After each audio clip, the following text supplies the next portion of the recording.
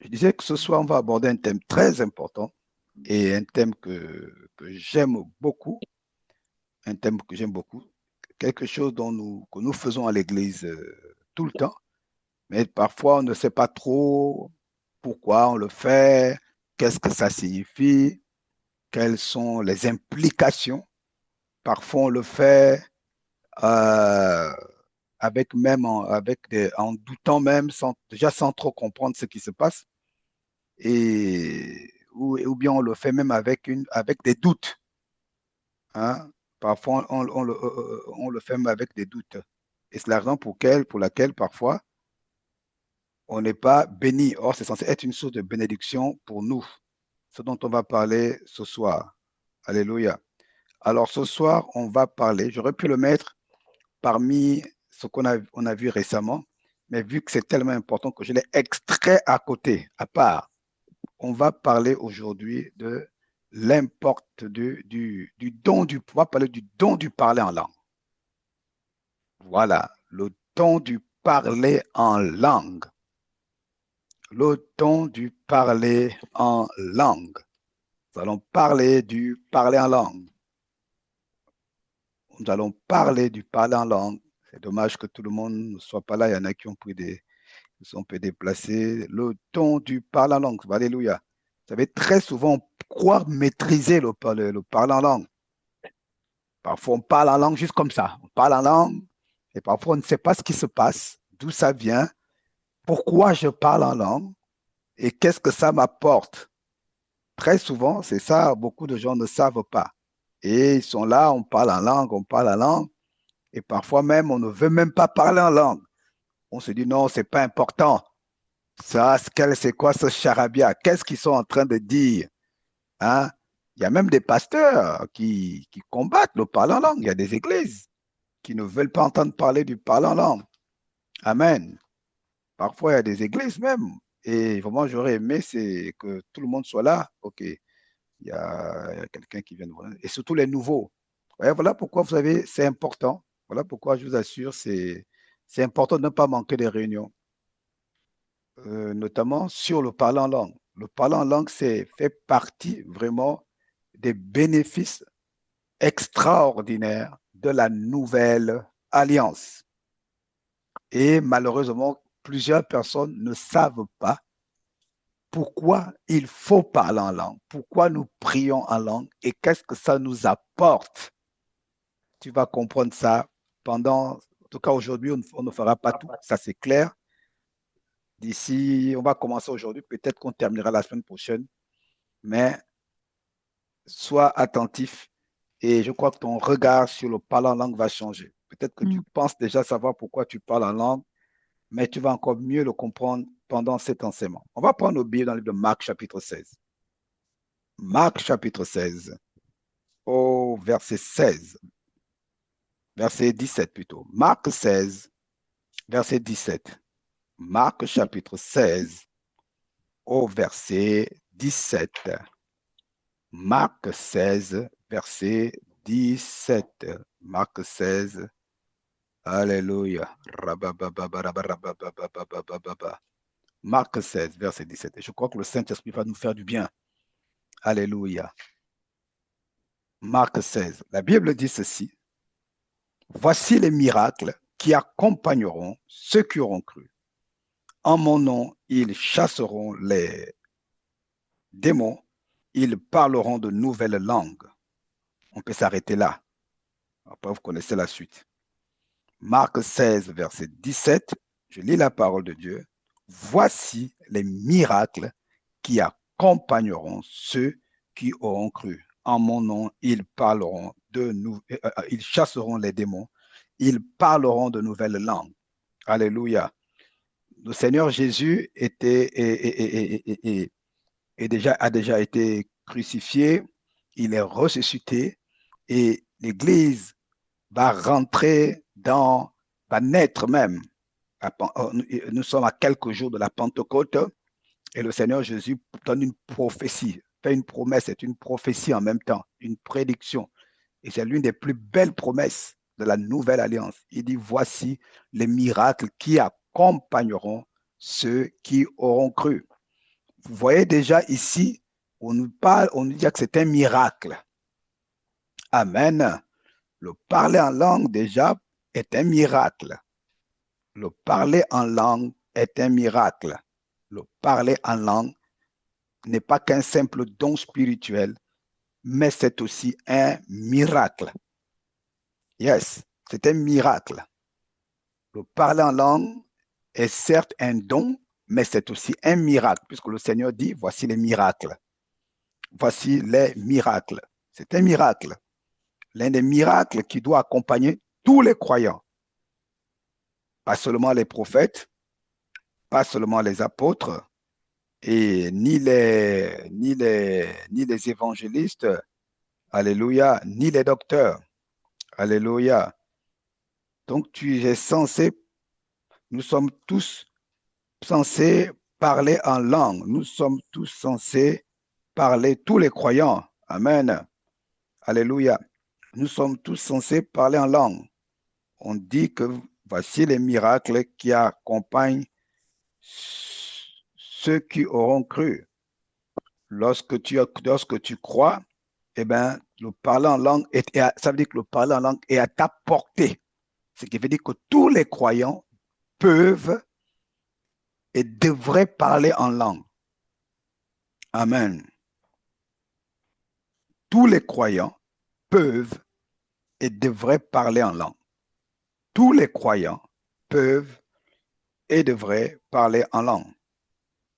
Alléluia. Tous les croyants, tout croyant peut et doit parler en langue. C'est une promesse.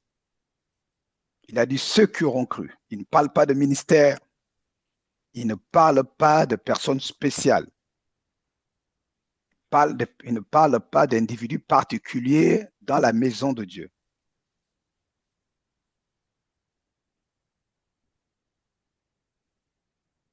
Désolé, je pose un peu parce que j'ai parlé un peu vite. Il ne parle pas des personnes spéciales.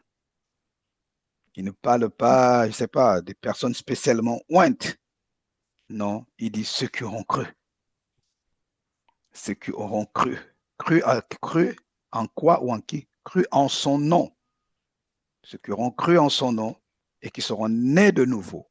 Donc, nés de nouveau, ils doivent parler en langue. Vous pouvez comprendre pourquoi je parle de nouveauté. Alléluia. Et si on part dans le livre 1 Corinthiens 14, verset 1, 1 Corinthiens chapitre 14, verset 1, 1 Corinthiens 14, verset 1.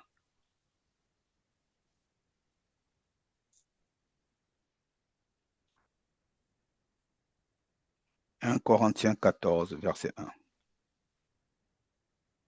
1 Corinthiens 14, verset 1.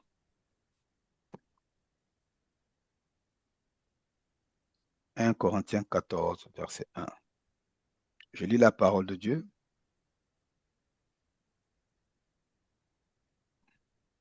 Recherchez la charité, d'autres versions c'est l'amour. Recherchez la charité, aspirez, aspirez au don spirituel, mais surtout à celui de prophétie. Ce qui veut dire que c'est tout à fait normal de vouloir parler en langue. C'est tout à fait normal, ce n'est pas un péché. La Bible nous encourage à parler en langue. La Bible nous encourage à aspirer à cela, aspirer au parler en langue.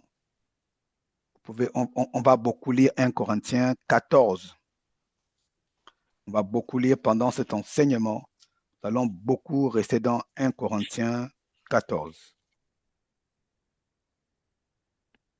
Qui se souvient du verset que nous avions, qui était notre verset de référence par rapport à la prière? Qui se souvient de notre verset de référence quand on a vu les prières? Qui se souvient des versets de référence? Sans regarder dans vos notes, qui se souvient?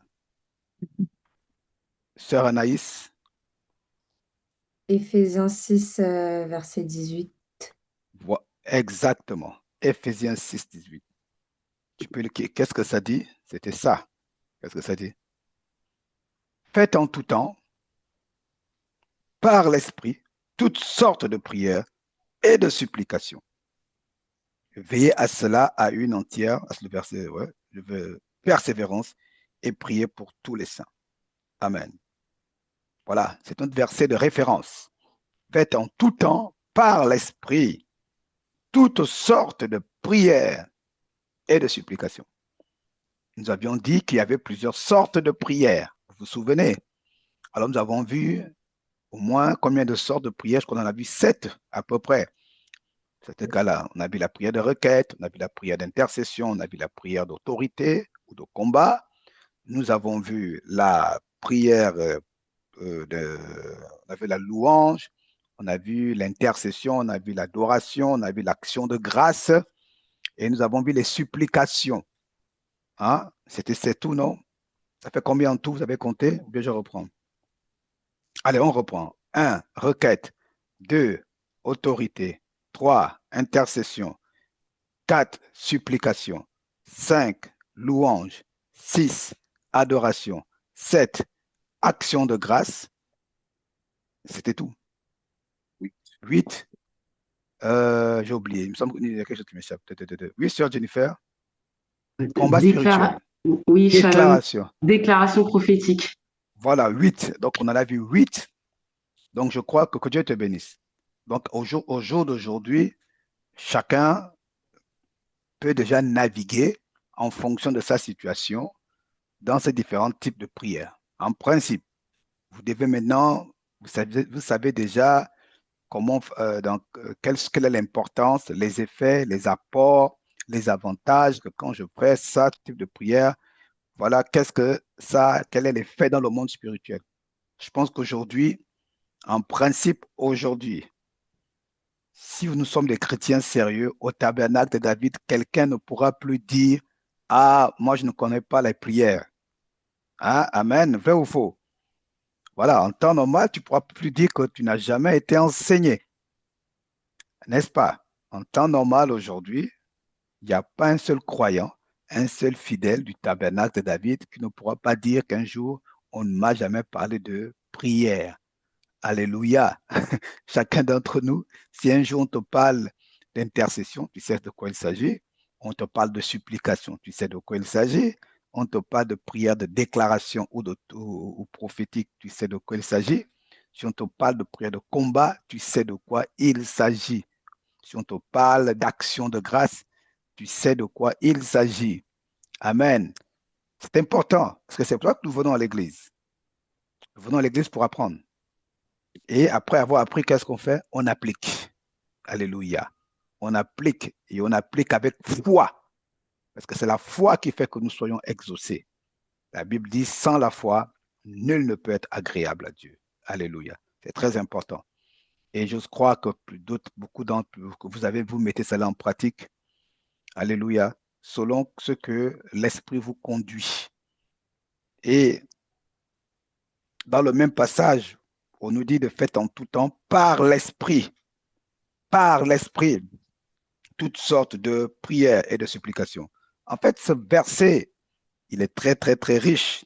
Il y a beaucoup de révélations dedans. Il y a beaucoup de révélations. On nous dit ici de faire des prières par l'esprit. On va revenir tout à l'heure. Qu'est-ce que ça veut dire? Par l'esprit ou prier en esprit. Par l'esprit. Par l'esprit veut dire quoi déjà ici? Ça veut dire sous la conduite du Saint-Esprit. Sous l'inspiration du Saint-Esprit. Alléluia. En réalité, pour qu'une prière soit efficace, il faut être conduit par le Saint-Esprit. Pour qu'une prière soit efficace, il faut être conduit par le Saint-Esprit. Si tu veux que ta prière soit efficace, il faut être conduit par le Saint-Esprit. Il faut suivre la direction du Saint-Esprit. C'est la direction du Saint-Esprit qui rend notre prière efficace. Je répète, c'est la direction du Saint-Esprit qui rend notre prière efficace. Quand vous priez, vous devez être conduit par l'Esprit. Faites en tout temps par l'Esprit. Faites en tout temps par l'Esprit. toutes sortes de prières. Toutes sortes. Et dans le toutes sortes de prières, il y a aussi la réalité, il y a aussi la prière en langue. Et dans toutes sortes, il y a aussi la prière en langue. Alléluia. C'est sous la conduite du Saint-Esprit, sous l'inspiration du Saint-Esprit. Il y a des situations où, par exemple, Dieu va te dire de louer, mais toi, nous, on va vouloir peut-être faire les supplications, parce qu'il y en a qui aiment supplier. La supplication est importante. Mais attention, ne pas faire la supplication dans un esprit de religiosité. Seigneur, aie pitié de moi, tu pleures tout le temps. C'est pas un péché de dire, c'est pas un péché de dire, aie pitié de moi. Supplier n'est pas un péché, mais il ne faut pas le faire dans un esprit de religiosité. On doit même la supplication, on la fait par l'esprit. Par l'esprit. Par l'esprit. Par l'esprit. Alléluia. Même la supplication, on la fait par l'esprit. Parce que nous avons le Saint-Esprit. La Bible déclare que le Saint-Esprit, quand vous ne savez pas comment prier, le Saint-Esprit vous soutient. Alléluia. Gloire à Dieu. Merci Saint-Esprit. Bon, en réalité, le parler en langue était déjà annoncé. Alléluia. La promesse du parler en langue était déjà annoncée depuis longtemps. Le parler en langue était déjà annoncé bien avant même que Jésus ne vienne. Je crois que les anciens, je veux un peu tester les anciens parce que ce n'est pas la première fois que je parle de ça, qui, sans ouvrir quoi que ce soit, qui peut me dire dans quel passage on annonce le parler en langue dans la Bible, dans l'Ancien Testament. Avant que Jésus n'en parle, il y a une main.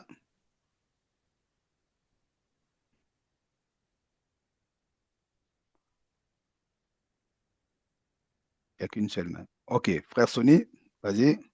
Shalom, on parle de l'Ève qui balbutie dans un des livres des prophètes. Je, je crois que c'est dans un des passages de Ésaïe, mais j'ai pas du tout la référence. Exactement. C'est dans Ésaïe 28, 11. Est-ce que tu peux le prendre? Tu peux l'ouvrir, lire comme tu as. Exactement. C'est une promesse depuis l'Ancien Testament.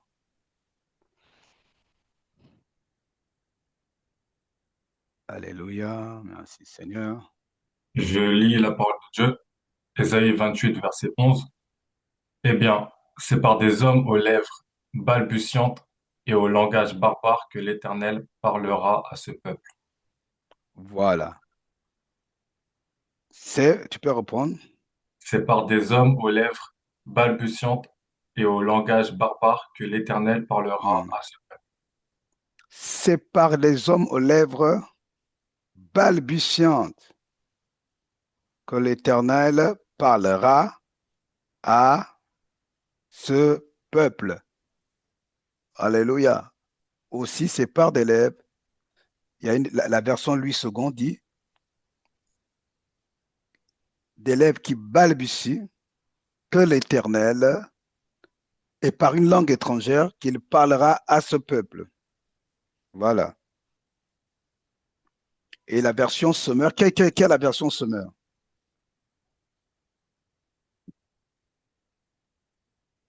Quelle est la version Semeur? Ok, je vais lire la version Semeur, je l'ai pas. La version Semeur dit, c'est par des hommes aux propos inintelligibles, à la langue barbare, que l'Éternel parlera à ce peuple.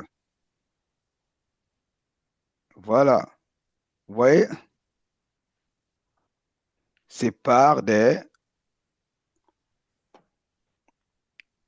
c'est par des hommes aux propos inintelligibles, à la langue barbare, que l'Éternel parlera à ce peuple. Là, c'est Ésaïe. Ésaïe était un prophète et on l'appelle aussi prophète messianique. Donc, Ésaïe annonce, il dit, c'est par des hommes aux langues balbutiantes, aux langues, un langage inintelligible. C'est ce qu'on a vu le jour de la Pentecôte. La Bible déclare que ces personnes parlent, enfin, non, pas, voilà, non, c'est pas ce que je voulais dire, excusez-moi. La Bible déclare que quand on parle, notre intelligence est stérile et personne ne comprend ce que l'on dit. Voilà pourquoi vous allez voir, j'aime bien parce que Ésaïe a tellement bien prophétisé. Quand il parle de lèvres balbutiantes, balbutieux veut dire quoi? Parler, c'est-à-dire c'est avec un langage un peu B, comme si on, voilà. Et d'ailleurs, voilà pourquoi même quand on parle en langue, c'est toujours baba. Au début, c'est quand ça vient la première fois, c'est baba, baba, baba, ouais. On balbutie, baba, baba, baba, baba, baba. Beaucoup, ça. C'est surtout, voilà, la plupart des parlants en langue commencent comme ça. Pas tous, hein, évidemment.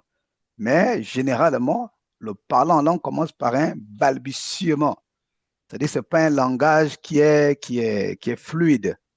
On balbutie. Voilà. C'est ça le parlant en langue. Et Ésaïe parlait déjà de ça.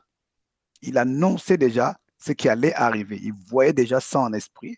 Et donc, il prophétise. Et Jésus vient confirmer. Souvent, les gens disent, non, mais pourquoi vous parlez en langue, ce n'est pas important. Mais le parler en langue était déjà annoncé. Était déjà annoncé. Alléluia. C'était déjà annoncé. Et la Bible nous parle aussi que dans la version Louis II, plutôt, le Sommeur nous dit des propos inintelligibles. Donc, c'est tout à fait normal que tu ne comprennes pas ce que tu dis. C'est tout à fait normal que l'on ne comprenne pas ce qu'on dit quand on parle en langue. Je le dis pourquoi? Parce que ça fait partie parfois des blocages. Ça fait partie des blocages. Amen. Ça fait partie des blocages qui empêchent les choses qui font que les gens ne parlent pas en langue. Pourquoi? Parce que les gens veulent contrôler et entendre en même temps au début ce qu'ils sont en train de dire. Les gens veulent comprendre ce qu'ils disent. Or, on nous dit que c'est une langue inintelligible. À la base, c'est une langue inintelligible. C'est une langue inintelligible. C'est une langue inintelligible. Elle est censée être inintelligible pour celui qui la parle. Le parler en langue est une langue inintelligible pour celui qui la parle. Amen. Pour celui qui la parle. Je répète, il faut déjà bien clarifier cela. Ce qui fait que beaucoup de personnes n'arrivent pas à parler en langue, c'est à cause de ce premier problème-là. C'est ce qui fait le premier obstacle. Pourquoi je ne parle pas en langue, ou bien pourquoi mon parler en langue est limité? Parce que certainement, certaines personnes veulent comprendre et veulent contrôler ce qu'ils disent. Ils veulent donner la direction. Non, c'est pas comme ça. C'est une langue inintelligible. C'est une langue inintelligible. Si tu parles français, quand tu parles en langue, tu ne parleras pas forcément, surtout au début, le parler en langue aussi aisément que tu parles le français. Tu ne parleras pas en langue aussi aisément que tu parles l'anglais, si tu es d'origine anglophone. Tu ne parleras pas le parler en langue aussi aisément que tu parles l'italien, si tu es italien. Tu ne parleras pas le parler en langue aussi aisément que tu parles le portugais, si tu es lusophone. C'est normal. Pourquoi? C'est une langue inintelligible. Pourquoi c'est une langue inintelligible?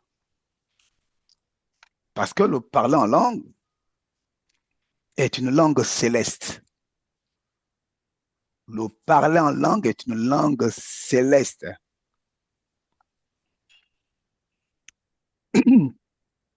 Le parler en langue est une langue céleste. Ça, c'est très important aussi. Le parler en langue est une langue céleste. Toutes les langues que nous parlons sur la terre sont des langues terrestres. Toutes les langues. Français, anglais, chinois, même les langues qui ont été créées après, quoi, toutes les langues, le créole, que ce soit le créole Martinique, créole Guadeloupe, créole Haïti, c'est des langues terrestres. Aucune langue que nous parlons sur la terre des hommes, que les hommes parlent, ne sont des langues célestes, ce sont des langues terrestres. Et nous pouvons voir, en fait,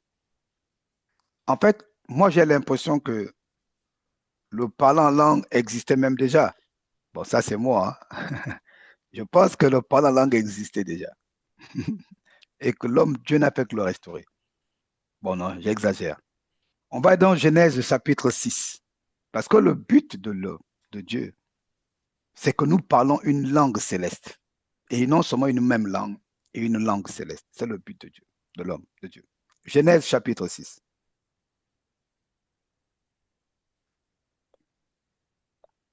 Allons dans Genèse 6. Genèse chapitre 6. Parce que c'est important. Vous savez, soyez attentifs. C'est vraiment inviter tous les niveaux. Vous savez, c'est pourquoi c'est important d'être présent à toutes les réunions parce que vous ne savez jamais de quoi on va parler. C'est vrai que nous n'avons pas de classe forcément pour les nouveaux, les débutants, mais il y a des notions qui sont importantes à comprendre dès qu'on se convertit. Moi-même, au début, je suis honnête avec vous, hein, dès le début, et je crois que la plupart d'entre vous, je ne connais pas un seul chrétien qui est à l'aise avec le parler en langue dès le départ. Vrai ou faux? Qui a été à l'aise dès le premier jour? Il faut être honnête. Qui va me dire que dès le premier jour, il a été à l'aise avec le parler en langue? Moi, je ne connais aucun chrétien. C'est la première chose qui nous choque quand on arrive dans une église évangélique, n'est-ce pas? C'est la première chose qui choque, il faut être honnête. Moi, ça m'a choqué au début. C'est la première chose qui choque. Et c'est tout à fait normal. Tu arrives, tu dis waouh. Bon, déjà que les gens soient joyeux, que l'ambiance et tout. OK. Déjà ça, c'est différent de certaines églises, catholiques en l'occurrence. Mais quand les gens se mettent à parler en langue, tu dis waouh, mais je suis tombé où? Certaines personnes sont choquées, d'autres ont même peur.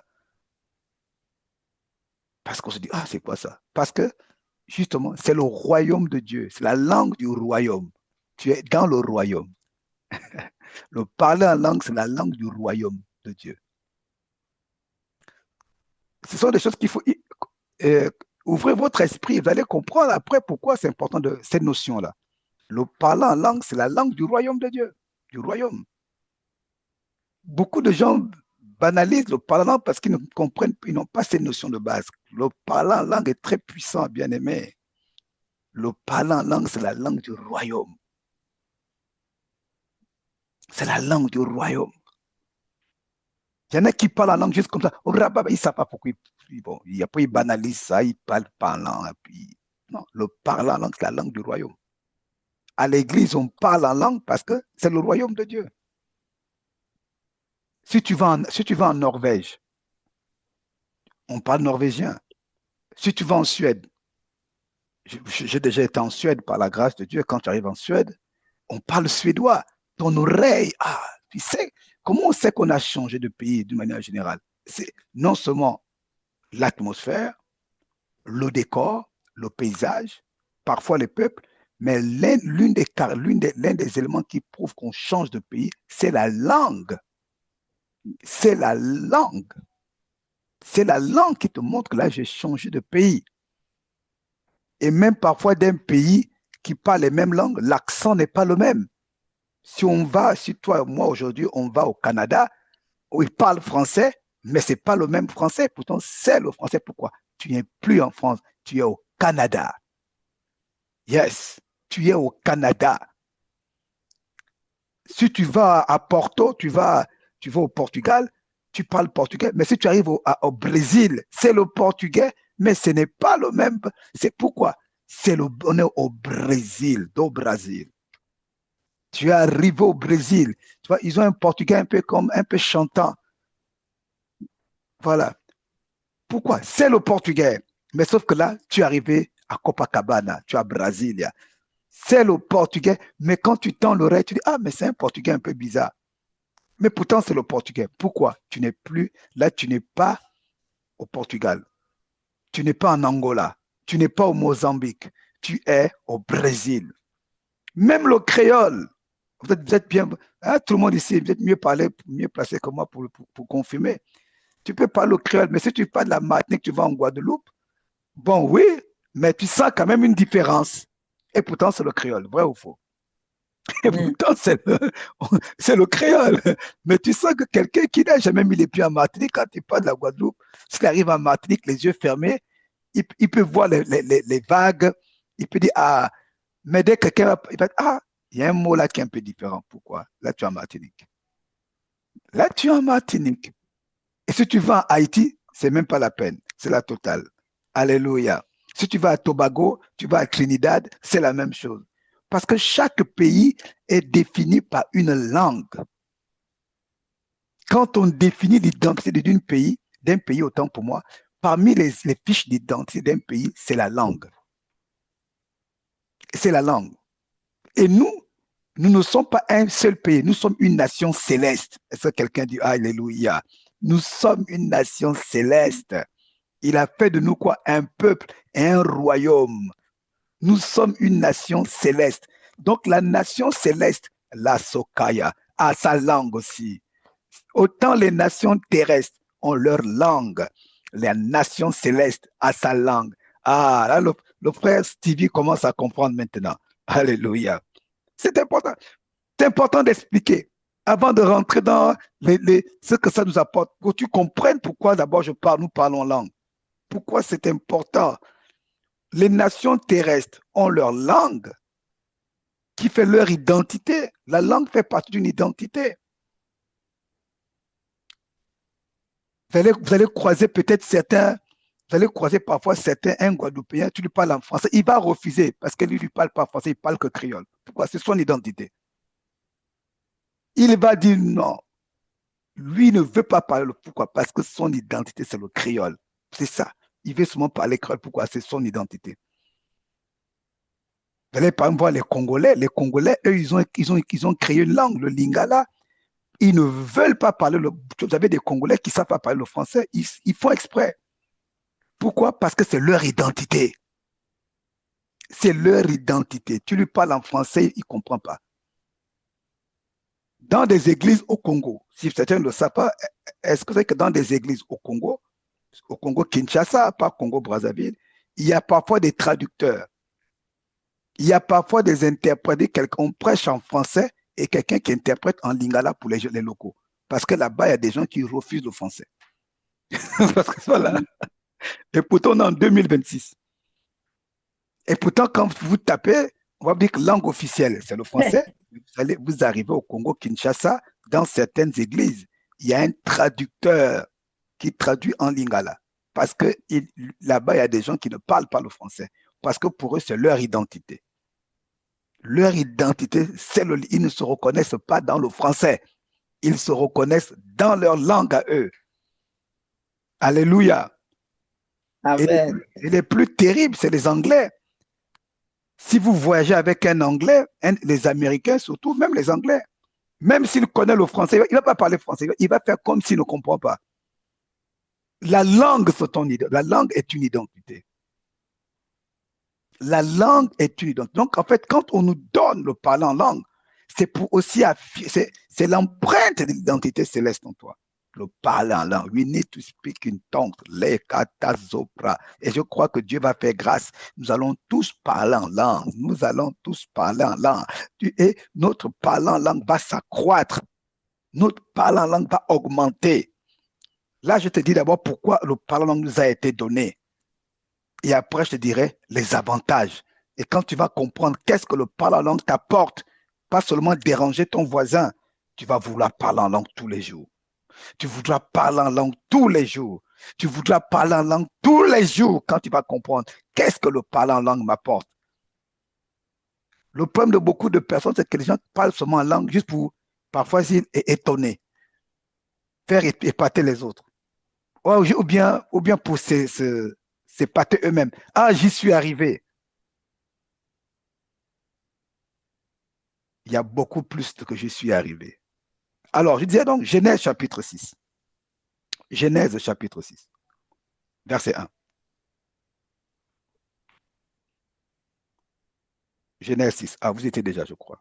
Lorsque les hommes eurent commencé à se multiplier sur la face de la terre et que des filles leur furent nées, les fils de Dieu virent que les filles des hommes étaient belles et ils en prirent. Alléluia. Ah non, non, non, non, c'est pas là. C'est plutôt Genèse 11. Excusez-moi. Genèse 11. Genèse 11, veuillez m'excuser. Toute la terre avait une seule langue et les mêmes mots. Plusieurs personnes ne le savent pas ici. Pourquoi il faut lire la Bible? La Bible nous dit que toute la terre avait une seule langue. Vous savez, comme ils étaient partis de l'Orient, ils trouvèrent une plaine au pays de Shinéar. Et ils y habitèrent. Ils se dirent l'un à l'autre, allons, faisons les briques et cuisons-les au feu. Et la brique leur servit de pierre et le bitume leur servit de ciment. Ils dirent encore, allons, bâtissons-nous une ville et une tour dont le sommet touche au ciel et faisons-nous un nom, afin que nous ne soyons pas dispersés sur la face de toute la terre. L'Éternel descendit pour voir la ville et la tour que bâtissaient les fils des hommes. Et l'Éternel dit, voici, ils forment un seul peuple et ont tous une même langue. Et c'est là ce qu'ils ont entrepris. Maintenant, rien ne les empêcherait de faire tout ce qu'ils auraient projeté.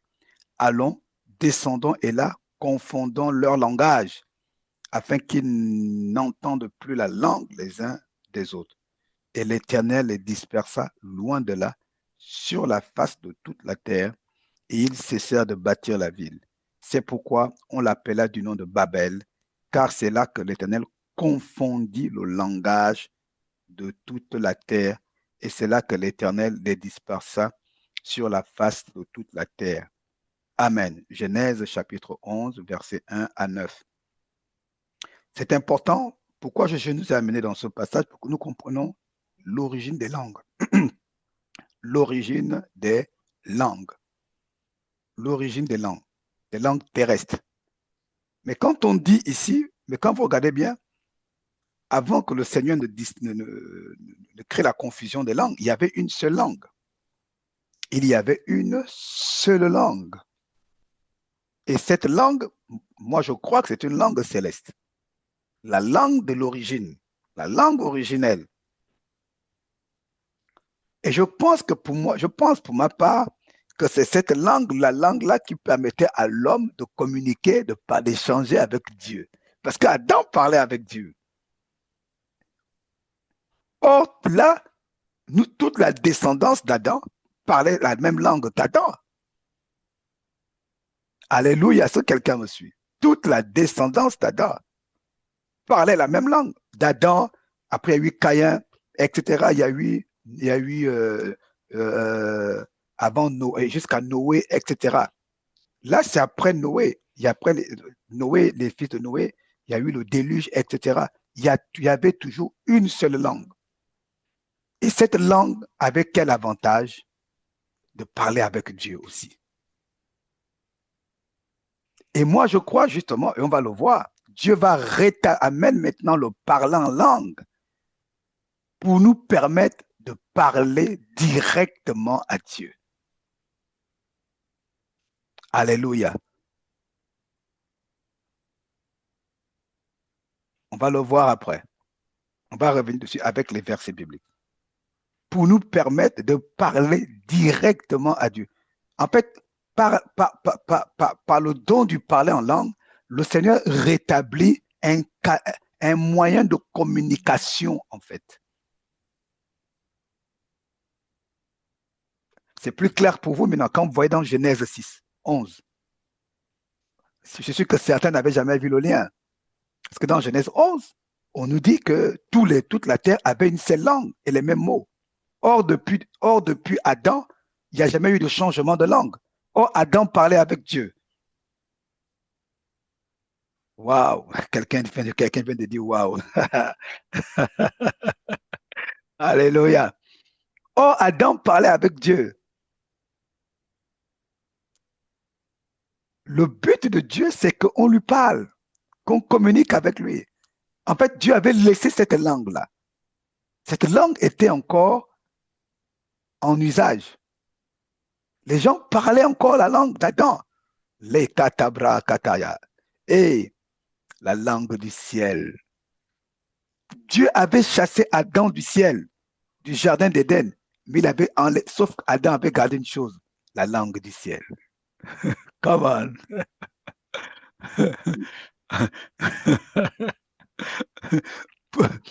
Adam avait gardé la langue du ciel. Dieu n'avait pas enlevé la langue d'Adam. Bien qu'Adam avait péché, Dieu n'a pas changé la langue d'Adam. Les hommes ont encore même péché. Il y a eu le déluge, il y avait encore cette langue. Il y avait encore cette langue. Mais c'est quand ils se sont rebellés, ils ont voulu maintenant bâtir une tour, la tour de Babel. C'est là où Dieu confond les hommes. Les langues sont venues. Alléluia. Le créole est venu, le bamileke est venu, le bambara est venu, l'italien est venu, le portugais est venu, le djoula est venu, le bété est venu. Toutes les langues du tabernacle de David sont venues. Qui est djoula parmi nous? Les djoula. Toutes les langues. C'est là où toutes les langues, les Akans, voilà, les Baoulés, toutes les langues ont commencé à être parlées. Toutes les langues ont été relâchées sur la terre. Toutes les langues. Toutes les langues. Et c'est les hommes, la Bible déclare que les hommes ont été dispersés. Donc c'est la dispersion des hommes qui fait qu'aujourd'hui on parle telle langue là-bas. On parle telle langue. C'est là que les langues sont venues. Mais à la base, il y avait une seule langue, la langue qu'Adam parlait. Et cette langue-là avait une particularité, c'était de communiquer avec Dieu. C'était de communiquer avec Dieu. C'était une langue qui nous permettait de parler avec Dieu. Et cette langue a été perdue. Alléluia. Mais comme Dieu nous aime et Dieu veut nous parler directement, il ne veut pas qu'on passe par les idoles, par des statues. On peut lui parler avec notre langue, la langue que nous avons là. Mais il a décidé de remettre une langue spéciale. Yes, le parler en langue. Le parler en langue. Le parler en langue. Le parler en langue. Toutes les langues que nous parlons sont les langues qui viennent de notre intelligence. Là, on va rentrer en profondeur. Après, je vais m'arrêter parce qu'il faut qu'on aille doucement. Parce que beaucoup de gens, je l'ai dit, hein, beaucoup de gens parlent en langue comme ça sans savoir. D'autres veulent même parler en langue sans comprendre. Mais le parler en langue, c'est la langue de l'esprit. Ça vient de ton esprit. Le parler en langue vient de ton esprit.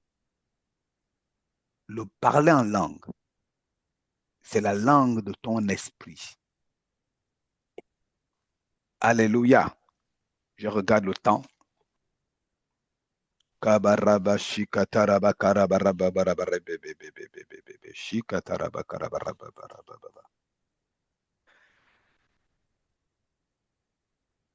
On va prendre le livre de 1 Corinthiens, chapitre 14.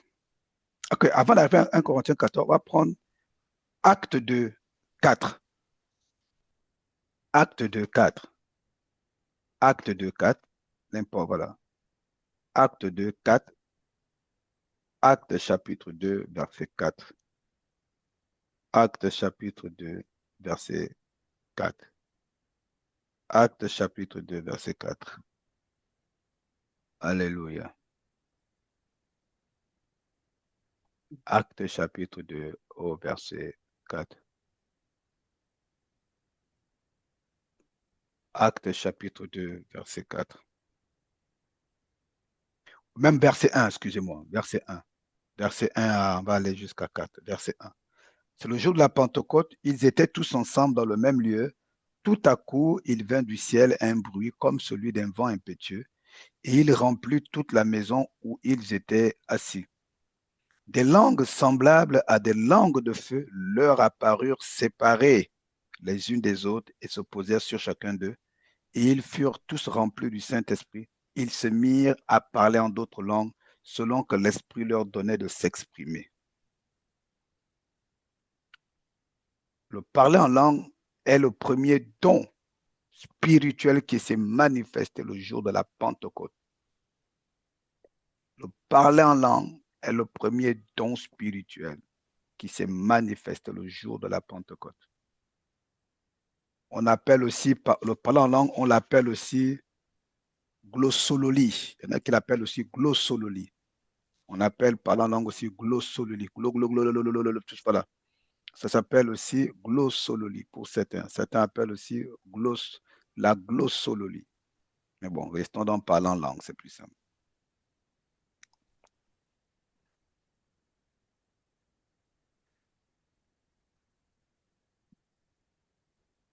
Que veut dire prier par l'esprit?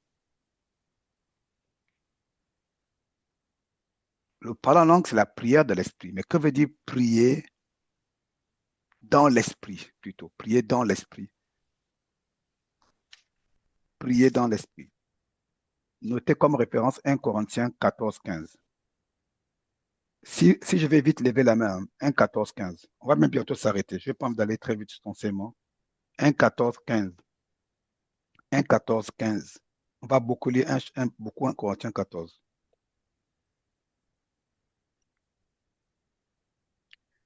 1 Corinthiens 14, 15. La Bible dit, que faire donc? Je prierai par l'esprit, mais je prierai aussi avec l'intelligence. Je chanterai par l'esprit, mais je chanterai aussi avec l'intelligence. Amen. Il y a des versions qui disent, je prierai dans l'esprit. Il y en a qui disent dans l'esprit.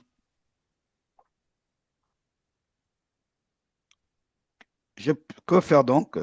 Je prierai aussi avec l'intelligence. Je chanterai par l'esprit, mais je chanterai aussi avec l'intelligence. Que veut dire prier dans l'esprit? Que veut dire prier par l'esprit? Voilà. Ou par mon esprit. Qu'est-ce que ça veut dire? Prier par l'esprit veut dire prier sans l'aide tout simplement de l'intelligence. Ça va aider à débloquer ceux qui sont bloqués dans le parler en langue. Prier par l'esprit, avec petit e, c'est prier sans écouter attentivement, sans l'aide, sans l'aide, sans l'aide de mon intelligence. Quand je prie par l'esprit, mon intelligence ne m'aide pas. Voilà pourquoi la Bible déclare que lorsque je prie en langue, mon intelligence demeure stérile. Je ne m'appuie pas sur mon intelligence. Alléluia. Quand je prie en langue, je ne m'appuie pas sur mon intelligence. Lorsque je prie en langue, mon intelligence ne m'aide pas. Qu'est-ce qui se passe? Qu'est-ce qui se passe?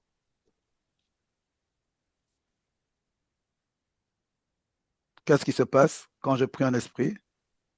Je suis tout simplement conduit par le Saint-Esprit.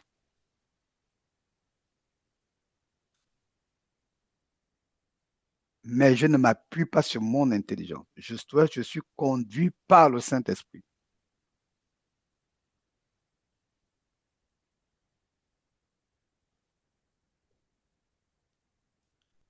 Je ne m'appuie pas, je ne suis pas aidé par mon intelligence. Pourquoi? Parce que mon intelligence ne connaît pas cette langue. C'est une langue céleste. Mon intelligence ne connaît pas. Si tu veux parler en langue, première chose à faire, déconnecte ton intelligence quand tu pries en langue.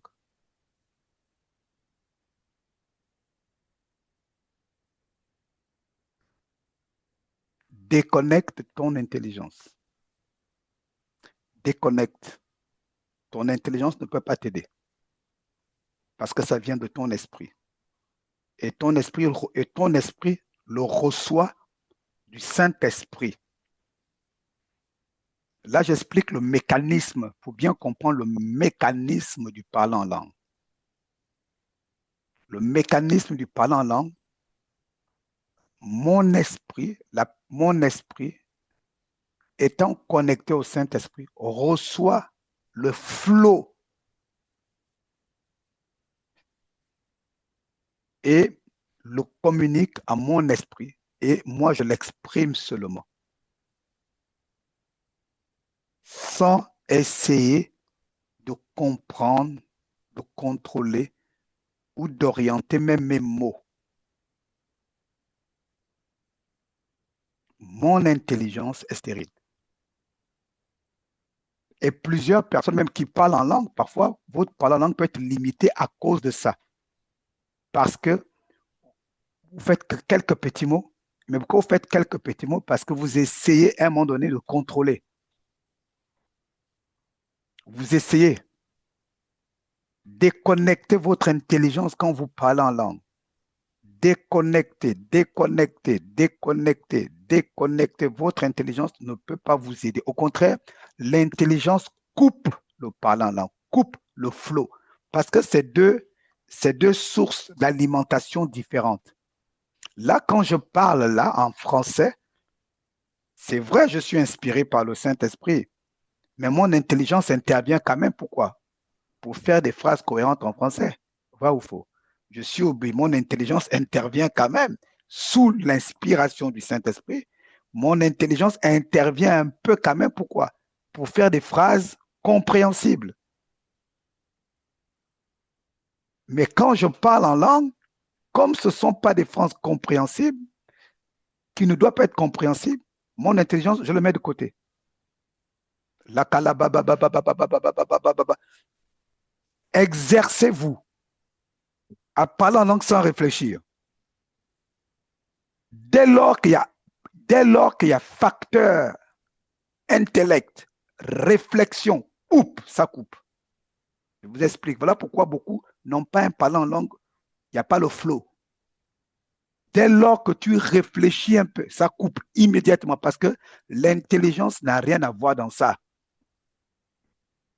Dès lors que tu veux contrôler, ça s'arrête parce que tu t'es débranché du Saint-Esprit. Tu t'es débranché, disconnected. Tu vois, c'est comme quand le GPS ou bien un appareil chez toi te dit disconnected. Tu t'es déconnecté. Dès lors qu'en fait, il y a un switch. Soit tu switches avec toi, tu es sur l'esprit, soit tu es sur l'intelligence. Soit tu es sur l'esprit, pas les deux en même temps. Soit tu es sur l'intelligence quand tu parles en langue. Il faut apprendre à laisser l'intelligence de côté. Tu n'es pas en train de dire A, B, C, D, E, F. Là, c'est ce qu'on nous a appris à la maternelle. A, B, C, D, E, F, G, H, I, J, K, L, M, N, O, P, Q, R, S, T, U, V, W. Et voilà. Ça là, je contrôle. Je fais attention que A après X, après B, c'est C, D. Pourquoi? C'est mon intelligence. On m'a appris ça. Mais quand c'est le parlant langue, rabataraba sokori katalabalababa rekatolo bobobobo chantele kalua halelu karakatudama dabra katatabadaba. Je ne me préoccupe pas. Est-ce que c'est un son qui est logique? Est-ce que c'est un son qui est beau à entendre? Je ne me préoccupe pas de la beauté du son, ni et surtout moins de la cohérence. Alléluia. Je ne me préoccupe pas de la cohérence ni de la beauté du son. Dès lors que je commence à analyser ces facteurs par ma tête, ça va s'arrêter. Est-ce que c'est clair pour tout le monde? Donc, prier par l'esprit, c'est prier sans l'aide. Ça, c'est la partie du moment, c'est la clé. Hein. Je ne suis pas aidé par mon intelligence. Je ne suis pas aidé par mon intelligence. Alléluia. Amen.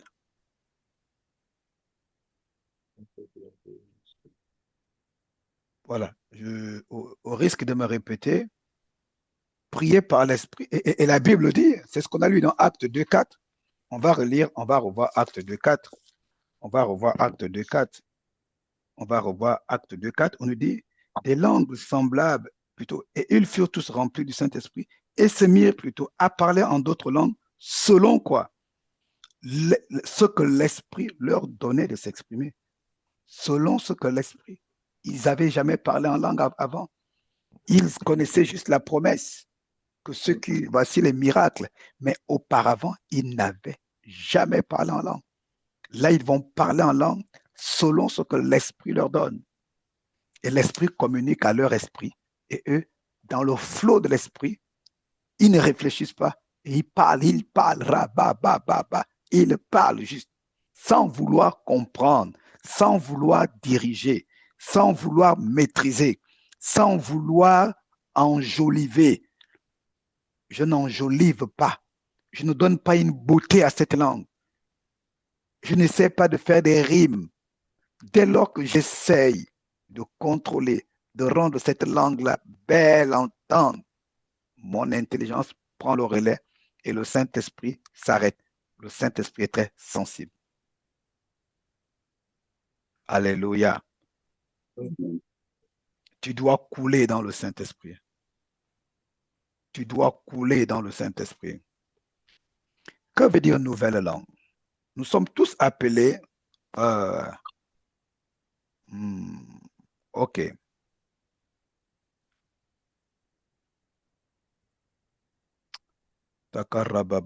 Il est important. Je regarde l'heure. Je n'ai pas envie de trop durer. Les nouvelles langues sont vraiment une grâce.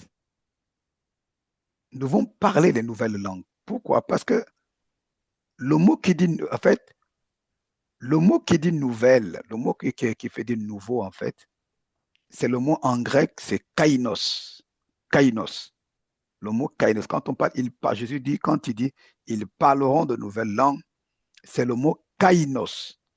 Et c'est le même mot que l'on retrouve lorsqu'on dit aussi, celui qui est en Christ, les choses anciennes sont passées. Là, il est devenu plutôt une nouvelle créature. Le même mot qu'on trouve dans Marc 16, 17, pour nouvelle langue, c'est le même mot qu'on retrouve pour nouvelle créature. Kainos. Kainos. C'est le même mot, kainos. Et kainos veut dire quoi? Quelque chose d'inédit. Kainos veut dire quelque chose d'inédit qui appartient à une catégorie nouvelle. Nous parlons en langue. Voilà pourquoi c'est un miracle. C'est quelque chose d'inédit qui appartient à une catégorie nouvelle. Quelque chose d'inédit qui appartient plutôt d'une espèce nouvelle, quelque chose qui n'a jamais existé. C'est ça le kainos. Donc pour la nouvelle créature, la nouvelle langue est disponible aussi. Pour la nouvelle créature, la nouvelle langue est disponible.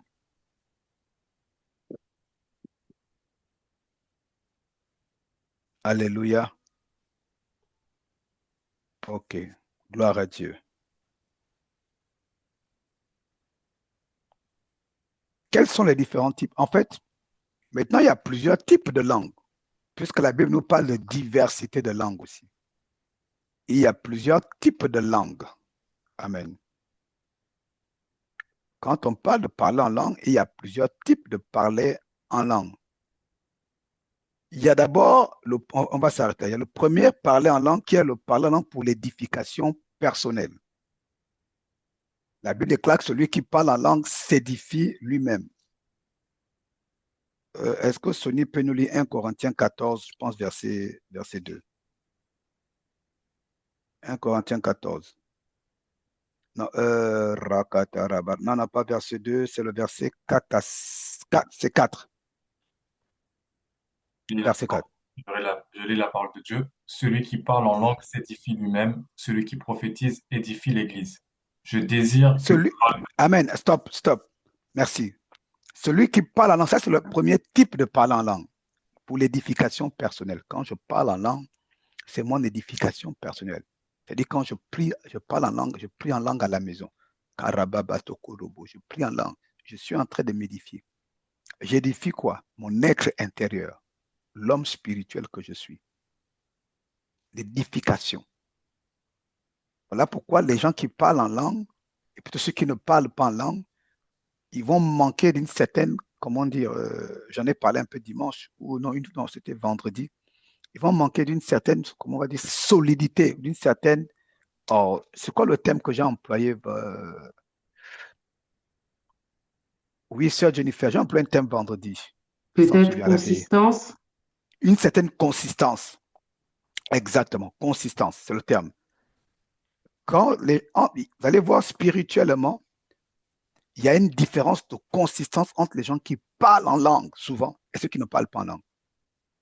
On peut être tous remplis du Saint-Esprit. On est tous sauvés. J'aimerais rajouter, voilà, j'aimerais quand même rassurer. Le fait de ne pas parler en langue, le parler en langue n'a rien à voir avec le salut. Le parler en langue n'a rien à voir avec le salut.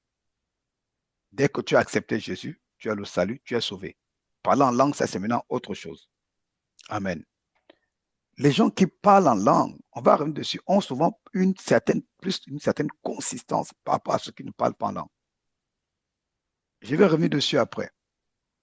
Parce que celui qui parle en langue s'édifie. Il s'édifie. S'édifier veut dire se bâtir, se fortifier. Le parler en langue te fortifie. Quand chaque fois que tu parles en langue, tu es en train de te fortifier. Karabaraba kotokoto matakalabalababa rakatala mandele katusukutototo rakatototo shikalabalakatata rakatata matototopo parukatata manderika toto mahataka. Tu es en train de te fortifier, tu es en train de t'édifier quand je parle en langue. Alléluia. Deuxième type de parler en langue, première édification personnelle. Deuxième type, pour l'interprétation. Pour l'interprétation. Pour l'interprétation. On dit que si quand ne parlez pas tous en langue, si quelqu'un parle en langue, qu'on écoute. Amen. On parle le don d'interprétation des langues. OK. Voilà. 1 Corinthiens, verset 14, on est verset 27. En est-il qui parle en langue, que deux ou trois ou plus parlent, chacun à son tour, et que quelqu'un interprète? C'est ça. Et que quelqu'un interprète. Donc, il y a des parlants en langue qu'on va avoir parce que quelqu'un doit interpréter. C'est une prophétie. Deuxième type de parlant en langue, c'est pour l'interprétation. C'est pour l'interprétation. Premier type, pour mon édification personnelle. Deuxième type, c'est pour l'interprétation, pour la prophétie. Ça fait une prophétie. Il y a le parlant en langue plus l'interprétation. Les deux fusionnés font une prophétie. C'est pas, je pense, j'ai déjà expliqué ça une fois ici. Bon, peut-être pour les nouveaux, je vais expliquer.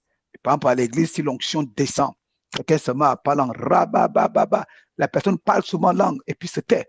Tout d'un coup, quelqu'un prend là-bas. Je suis l'Éternel, mes enfants, mes enfants. Et parfois, on croit que la personne parle juste en langue. On parle en français comme ça. En fait, parfois, il se peut que la personne interprète ce que l'autre a dit en langue. Et parfois même, celui qui parle en langue peut interpréter aussi lui-même aussi. Ça arrive. C'est-à-dire que tu parles en langue,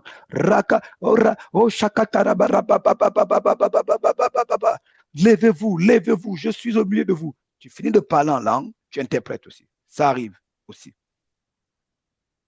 Tu peux parler en langue et puis toi-même tu interprètes. Ou bien tu peux parler en langue, un frère ou une soeur dans l'église interprète. Est-ce que c'est bon pour tout le monde? Alléluia. Troisième type de parler en langue, pour l'intercession. Il y a le parler en langue aussi pour l'intercession. Pour l'intercession. Troisième type de parler en langue, pour l'intercession. Et enfin, quatrième type, c'est le parler en langue qui est juste un signe pour les nouveaux, pour les incroyants. Le parler en langue, juste parce que c'est un signe pour les incroyants. Alléluia. Gloire à Dieu. On va s'arrêter là pour ce soir. Je n'ai pas envie qu'on déborde. Normalement, on a encore 30 minutes, mais je m'arrête là pour ce soir, pour nous laisser le temps de rendre grâce à Dieu et vous laisser aller digérer tout ça. Alléluia. On va revenir sur les différents points l'édification, etc. On va revenir tout ça. Là, j'ai donné en fait les grandes lignes, mais on va revenir dessus plus en détail et plus en approfondi pour que tu comprennes qu'est-ce qui se passe quand je parle en langue. Et comme ça, soit tu vas amplifier ton parler en langue, ou bien, voilà, tu vas plus sous-estimer le parler en langue. Plusieurs personnes parlent la langue sans savoir, juste parce que, waouh, maintenant je parle la langue et puis ils sont contents. Je suis pas la langue. Mais le parler en langue ne peut pas être bénéfique si tu ne sais pas ce qui se passe. C'est comme une voiture. Ta voiture peut avoir plusieurs options, mais tu ne sais pas à quoi ça sert. Elle ne sert quasiment à rien. Tu l'as payé cher pour rien. C'est pas bon d'avoir une voiture et sans connaître les options de la voiture, comme le téléphone. Moi, j'avoue, j'ai mon téléphone, j'utilise pas. Moi, je ne fais pas beaucoup de choses avec mon téléphone, j'avoue. C'est comme quelqu'un qui va acheter un iPhone à 600 euros. Bon, moi, je n'ai pas d'iPhone, hein. Mais à quoi ça sert d'avoir un iPhone à 600 euros, 500 euros, mais tu n'utilises pas toutes les fonctions? Et c'est comme ça que marchent aussi beaucoup de chrétiens. Ils ont le parlant en langue, mais comme ils ne savent pas ce que ça leur apporte, eh bien, ils ne profitent pas de tous les bienfaits du parler en langue. Alléluia. Quand tu sauras tous les bienfaits du parler en langue, ta vie spirituelle va changer.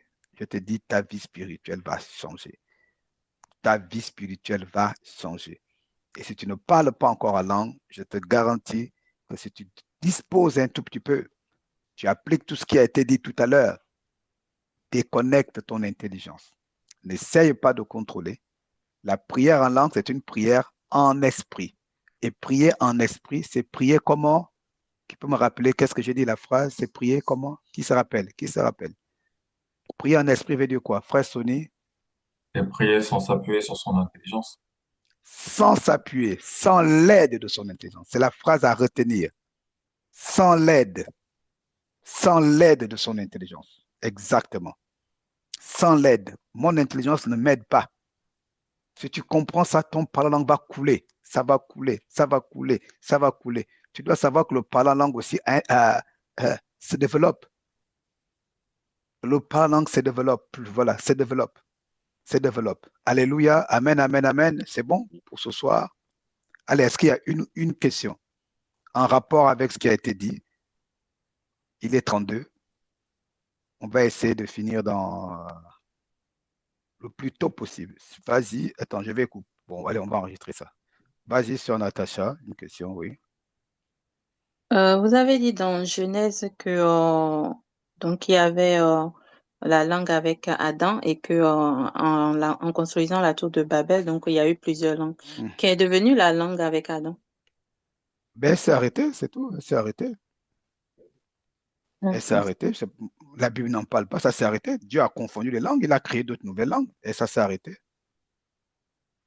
Ok. Voilà. Mais forcément. Surtout attention, une langue n'est pas matérielle, hein. On ne peut pas te dire ce qu'elle devient. Une langue n'est pas. Ça ne se conserve pas quelque part. Dieu arrête. C'est comme un enfant. C'est comme un enfant qui peut être né au Maroc. Il parle arabe jusqu'à 5 ans, jusqu'à 2 ans, il y a des enfants comme ça. Et puis on le prend, on le met en Chine. Il parlera chinois, il oublie. Mais c'est ce qui s'est Mm. passé. Dieu a effacé. Dieu fait comme il veut. Dieu a retiré ce dépôt-là. Amen. Puisqu'on dit que Merci. Dieu a confondu les hommes par de nouvelles langues. Donc cette langue-là, ça s'est arrêté. Elle s'est Ok. arrêtée. Amen. Alléluia. Qui d'autre a une question? Très bonne question. Qui d'autre?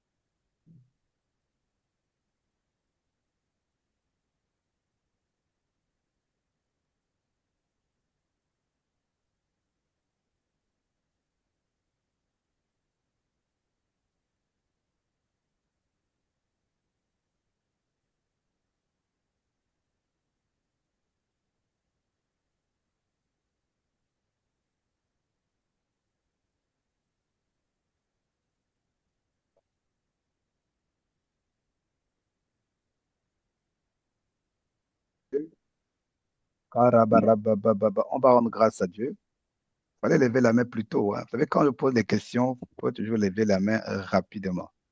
Ok, sœur Myrlène, du côté, est-ce que la question? Ou c'est Méline? C'est en fait par rapport, quand vous avez dit que Parle un parfois peu plus c'était pour fort, on ne l'intellect. t'entend pas bien, s'il te plaît. Oui? Quand vous avez dit qu'il fallait, pour parler en langue, parler sans s'appuyer sur l'intelligence, ça veut dire même quand on parle en langue, dans les pensées, on ne prie pas. Enfin, Justement, non, dans les pensées, on ne prie pas. En fait, par rapport, non, on ne peut pas faire les deux, justement. Il dit que l'intelligence devient stérile. Dans les pensées, tu ne t'occupes pas. Toi, tu parles seulement en langue. Rakata, brakata, la ba, ba, ba, ba, ba, ba, ba, ra, ba, ra, ba, ba, ba. Voilà. Toi, tu pries seulement en langue.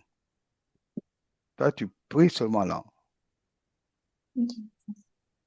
Ok. Frère Georges, vas-y.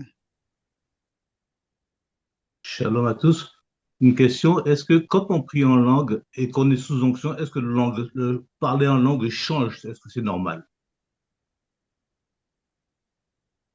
Ben oui, ça c'est normal. Ça peut changer.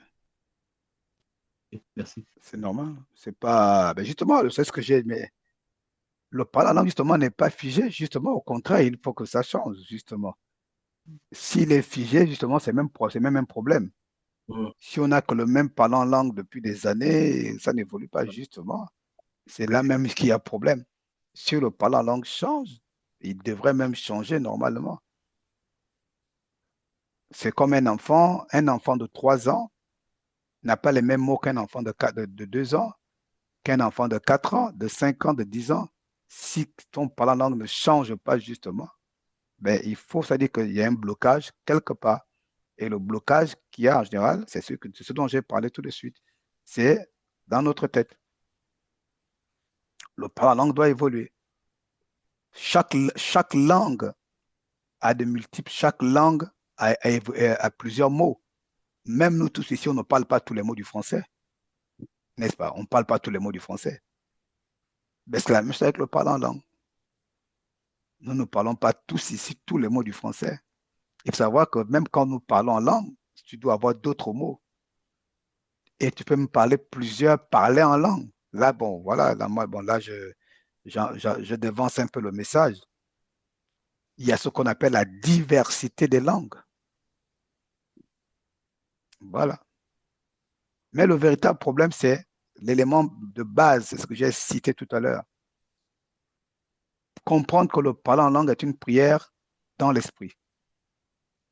Qu'est-ce que ça veut dire? Moi, je ne suis pas aidé par mon intelligence. Si tu comprends ça, c'est l'élément qui bloque tout le monde. C'est ce qui bloque. C'est ce qui bloque.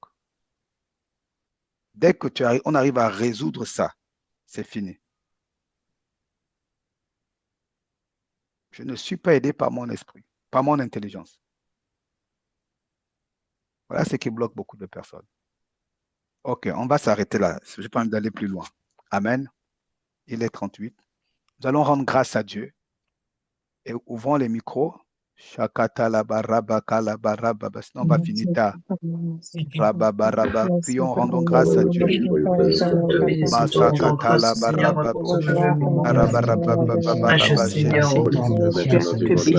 ce temps d'enseignement, Seigneur, nous avons encore pu prendre de gloire pour ta langue, éternel, nous te remercions, éternel, pour tout ce qui a été dit. Seigneur, pour ce temps de prière, à toi toute la gloire, toute la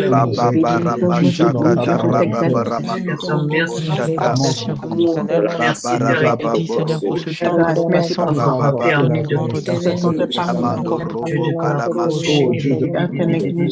éternel, pour cette communion. Nous te remercions. Merci, Seigneur, pour tout ce que tu fais encore en ce jour. Toutes choses, nous te remercions. Laisse que nous puissions nous remercions, Seigneur, pour tout ce qui a été dit. Que la gloire et l'honneur puissent te revenir. Nous te bénissons, nous te rendons grâce.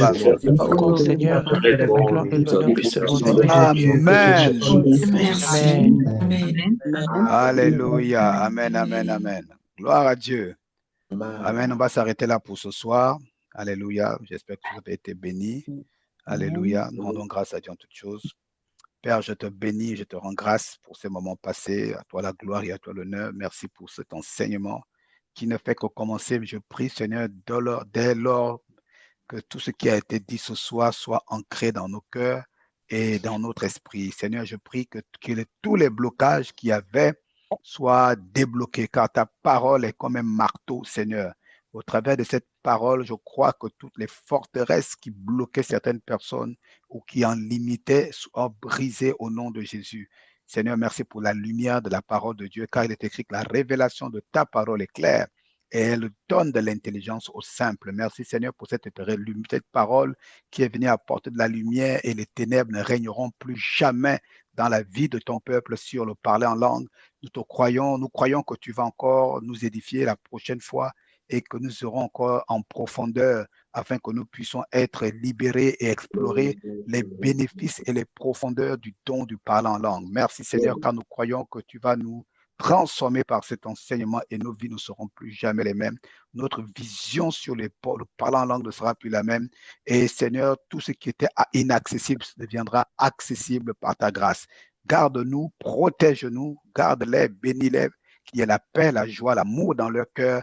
Au nom de Jésus-Christ de Nazareth, Seigneur, sois élevé, sois glorifié. Amen. Amen. Amen.